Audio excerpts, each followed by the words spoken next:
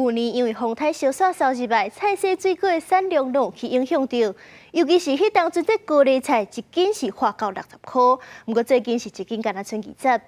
农粮署就表示，因为这天气凉冷，中南部白地菜色供应真稳定，所以讲叶菜类就变较俗。不过一寡水果，亲像是柑仔、枣啊，这成长期较长的，当初时受到风台影响，介绍永远是比往年较贵。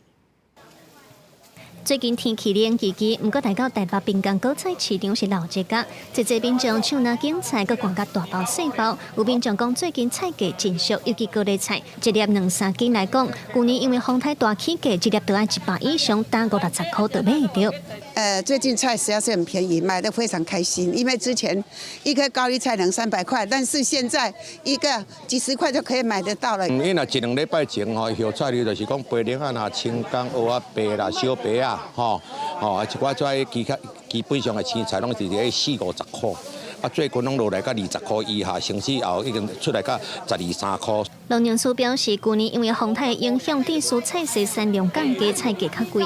不过最近天气凉冷，中南部唔那本地的高丽菜，其他的菜色量拢得稳定增加，所以叶菜类的价少拢有降低。另外，伫咧水果的部分，因为去年风台地区产量有减，像民众过年时啊，定来买的水果总啊咧无。因为产量减4-5成去，所以拢有起价的情形。枣啊来讲哦，即卖差不多1公斤伫112块左右，比去年起差不多38%。另外就是木果木果柑的部分哦，差不多1公斤即卖是52块啦。比去年嘛，差不多增加到46%左右。再来个2礼拜就要过年，农粮署表示，过来蔬果的量会哪来哪济，一寡蔬果价少较悬的问题就会减少。那照统计，去年12月台北蔬菜的供应量有1300多吨，即马1月有1450吨。农粮署预估过年前这菜市量一天会超过2000吨，供应量非常有够，民众唔袂烦恼。记者卢尚祖、郑俊尧台北报道。